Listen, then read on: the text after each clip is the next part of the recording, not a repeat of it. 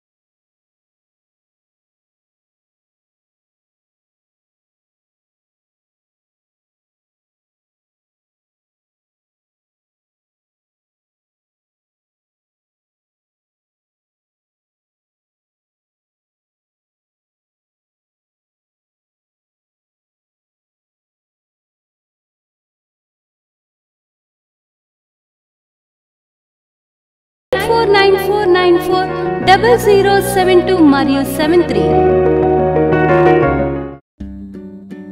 ఇది కుటుంబ ఆశీర్వాద కూడిక. ఇక్కడ మేము మా కుటుంబాలను కట్టుకున్నాం. మరి మీరు? అయితే ప్రతి శుక్రవారం రాజమహేంద్రవరంలో జరిగే ఈ కుటుంబ ఆశీర్వాద కూడికలో పాల్గొనండి. ఈ కూడిక జరుగు స్థలం దహించు అగ్ని ఆడిటోరియం, నటరాజ్ థియేటర్, రాజమహేంద్రవరం.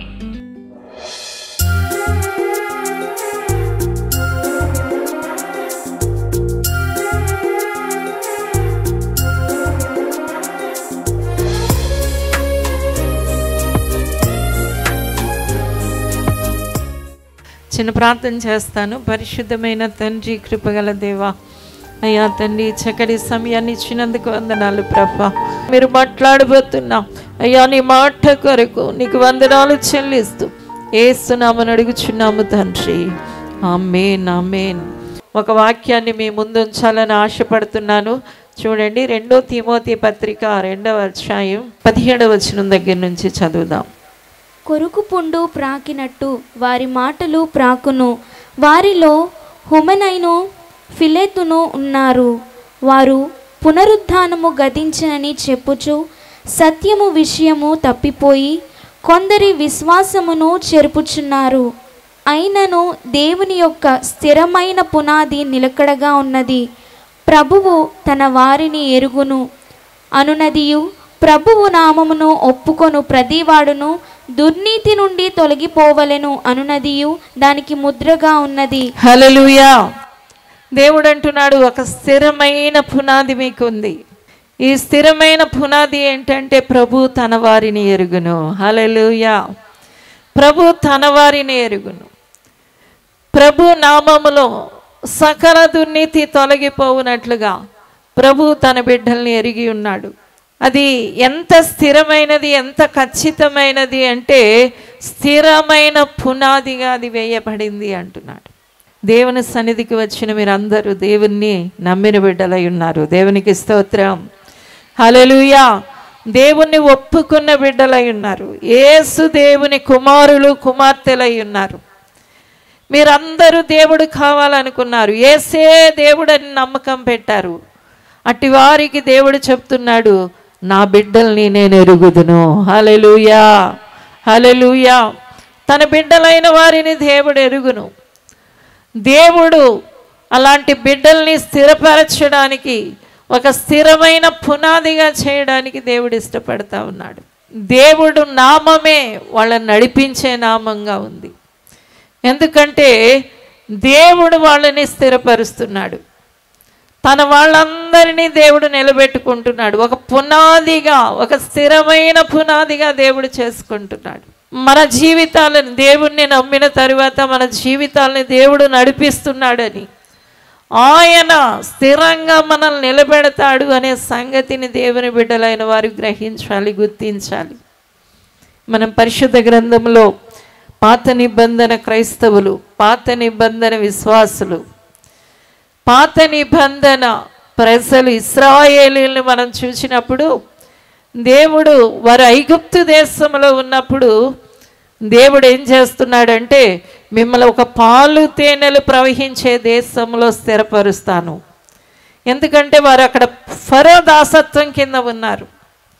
వాళ్ళ ఇష్టాలు చల్లడం లేదు. అక్కడ ఆ రాజుగారి ఇష్టమే వారి మీద చెల్లుతుంది. కఠినమైన పనులు చేయిస్తున్నాడు, దాస్యం చేయిస్తున్నాడు వారి మీద.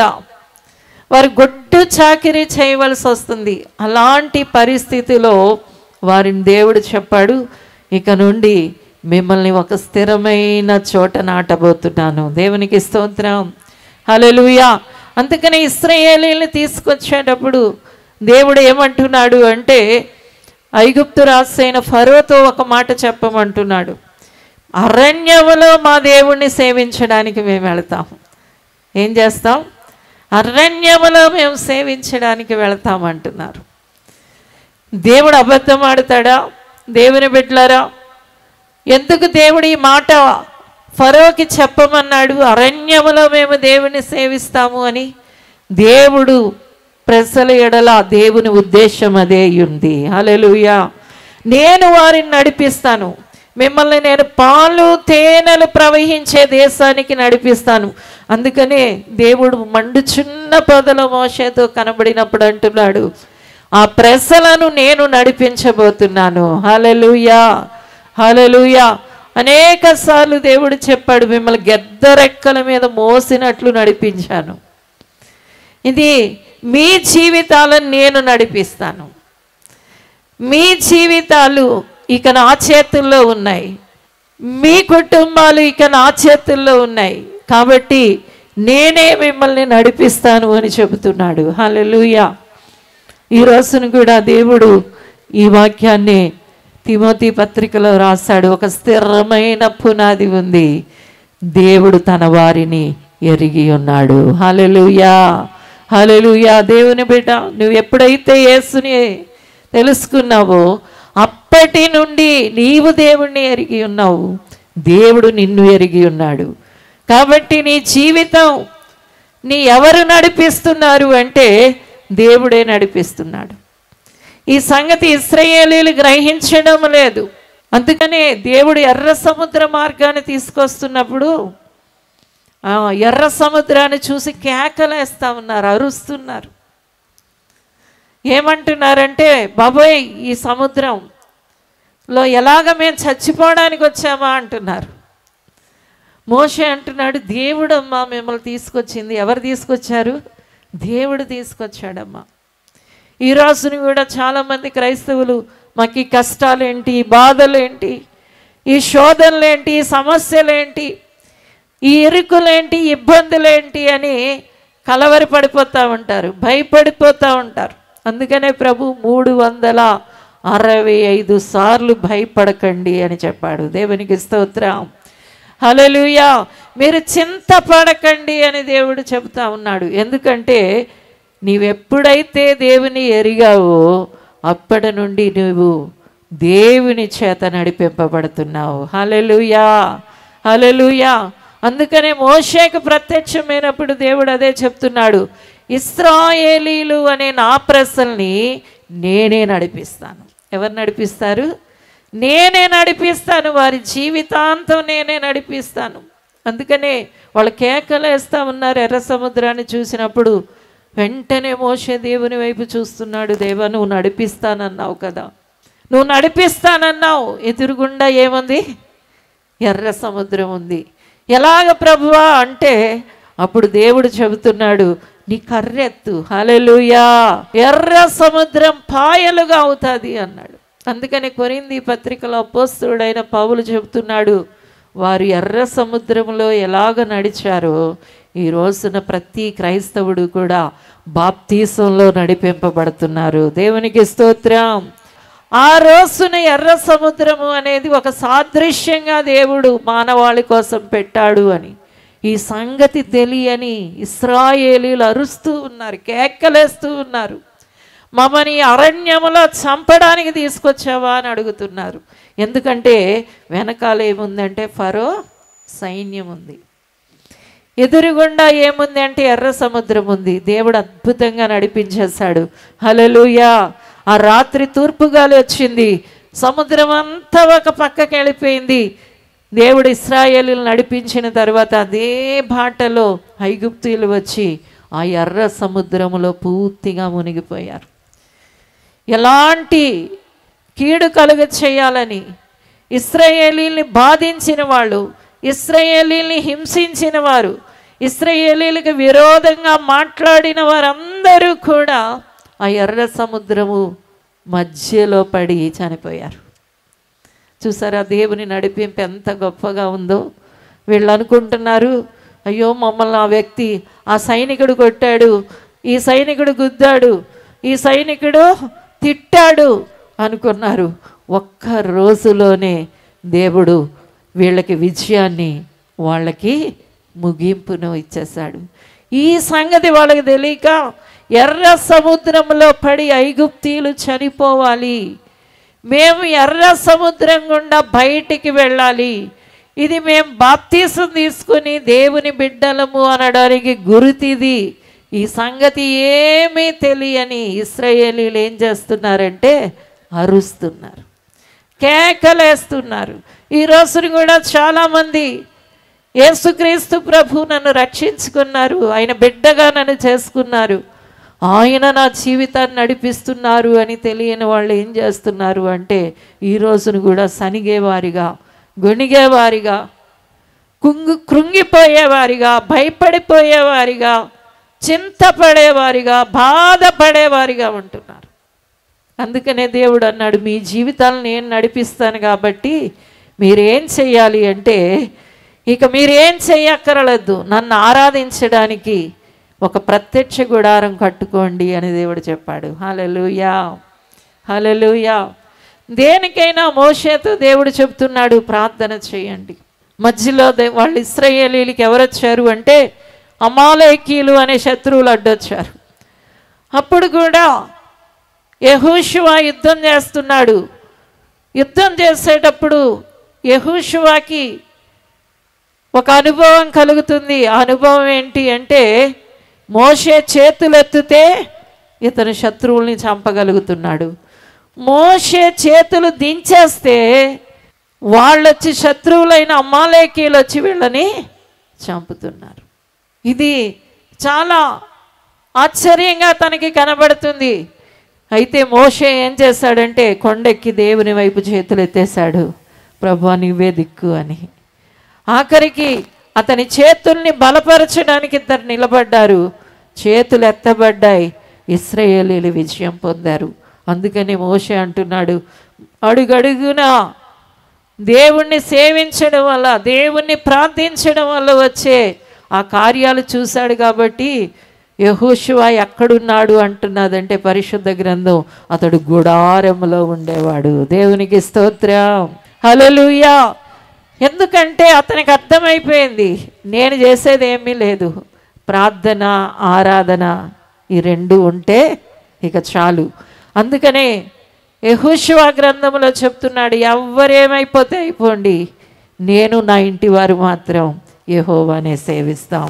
హల్లెలూయా, హల్లెలూయా. మీరు ఎలా పడతారో పడండి, ఇశ్రాయేలీయులందరినీ చూసి చెప్పేస్తున్నాడు. ఎందుకంటే నా జీవితాన్ని దేవుడు నడిపిస్తున్నాడు.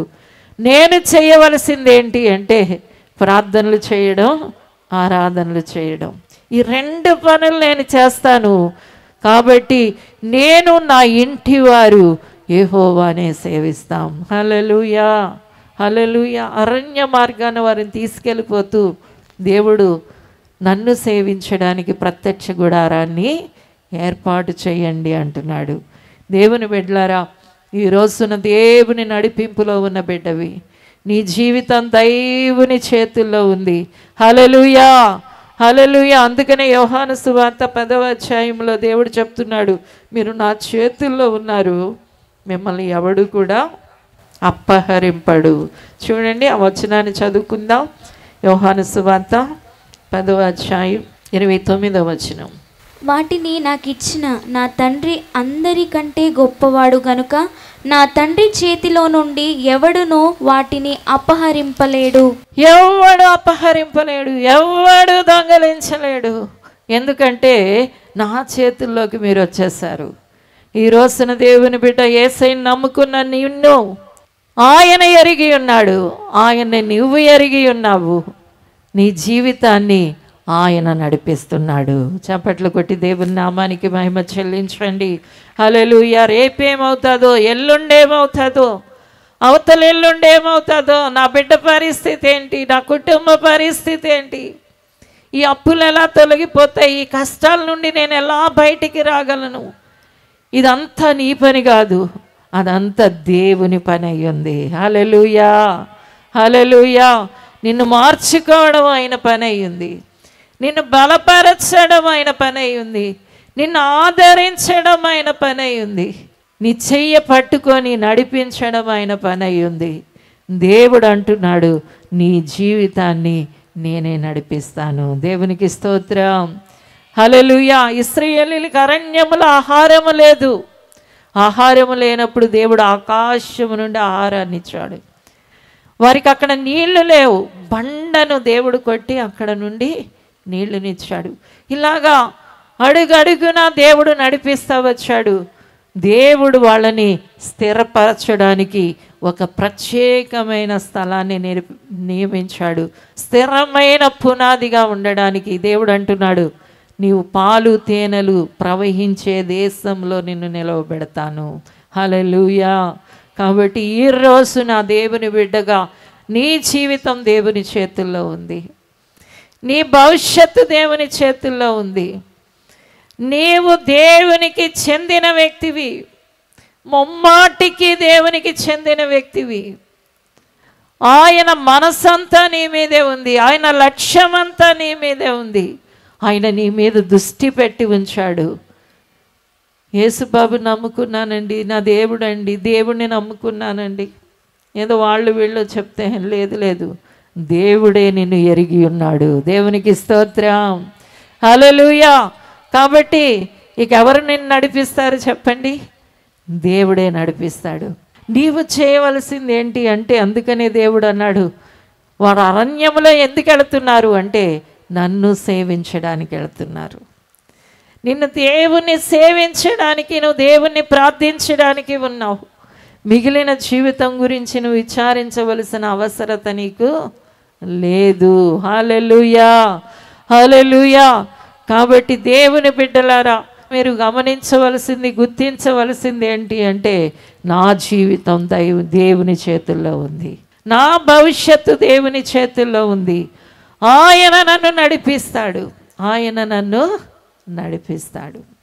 నీకెప్పుడు మ్యారేజ్ చేయాలో అప్పుడు చేస్తాడు, ఎప్పుడు నీకు ఇల్లు కట్టి ఇవ్వాలో అప్పుడు ఇల్లు కట్టిస్తాడు, ఎప్పుడు నీకు ఉద్యోగం కావాలో అప్పుడు ఉద్యోగం ఇస్తాడు. నీవు రోగముతో పడి ఉన్నప్పుడు దేవుడు స్వస్థపరుస్తాడు. దేవుడు చెప్తున్నాడు, నీ జీవితం నేను నడిపించే జీవితం. చప్పట్లు కొట్టి దేవుని నామానికి మహిమ చెల్లించండి. హల్లెలూయా. అదే స్థిరమైన పునాది. ఆయన నమ్మిన వారిని ఆయన ఎర్రిగి ఉన్నాడు. చప్పట్లు కొట్టి దేవుని నామానికి మహిమ చెల్లించండి. హల్లెలూయా. ఆయనే పోషిస్తాడు, ఆయనే నిన్ను సంరక్షిస్తాడు ఈ లోకంలో నువ్వు ఉన్నంత కాలం. అందుకనే కీర్తనాకారుడైన దావీదు అంటున్నాడు, దేవా ఈ లోకంలో ఉన్నంత కాలం నువ్వు నాతోనే ఉంటావు, నీ పొందు నాకు ధన్యకరం. ఆకాశమందు నువ్వు తప్ప నాకెవరున్నారయ్యా, నువ్వు నాకు ఉండగా ఏది నాకు వద్దయ్యా. అంతవరకు నువ్వు నడిపిస్తావయ్యా, చివరిలో మహిమలో నన్ను చేరుస్తావయ్యా అంటున్నాడు. హల్లెలూయా, హల్లెలూయా. కాబట్టి అంతవరకు నిన్ను నడిపించే దేవుడు నీకున్నాడు. యుగ సమాప్తి వరకు నిన్ను నడిపించే దేవుడు ఉన్నాడు. ఇశ్రాయేలీయులకి దేవుడు అదే చెప్పాడు, పగలు మీకు మేఘ స్తంభంగా ఉండి నడిపిస్తాను, రాత్రి మీకు అగ్ని స్తంభముగా ఉండి నడిపిస్తాను. అంటే పగలు నీతోనే ఉంటాను, రాత్రి నీతోనే ఉంటాను. క్రొత్త నిబంధనలో ప్రభు ఆరోహణుడయ్యేటప్పుడు కూడా ఇదే మాట చెప్తున్నాడు. ఈ క్రొత్త నిబంధన ఇశ్రాయేలీయులమైన మనతో అంటున్నాడు, నీవు యుగ సమాప్తి వరకు సదాకాలం నేను నీతోనే ఉంటాను.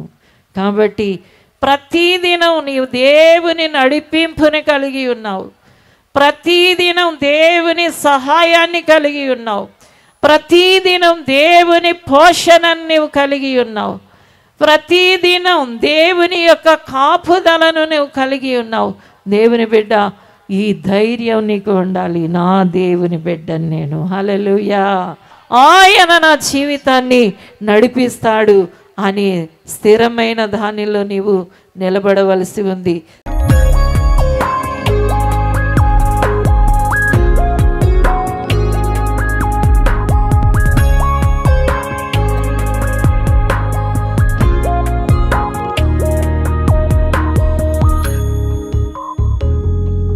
పరిశుద్ధము నమ్మకమైన మా పరలోక తండ్రి, ప్రియ బిడ్డలందరినీ బలంగా వాడుకోమని అడుగుతున్నాను, నీ ప్రసన్న చేత నింపమని అడుగుతున్నాను, నీ అభిషేక చేత నింపమని అడుగుతున్నాను. వరాలతో ఫలాలతో నింపండి ప్రభా, నీ మహిమతో నింపండి ప్రభా. దేవుని యొక్క కొలతలేని అభిషేకం ప్రసన్నత ఆవరించనగాక, నీ కొరకు వాడబడేవారుగా చేయమని దీవించమని యేసు నామములో అడిగి వేడుకుంటున్నాము తండ్రి, ఆమేన్.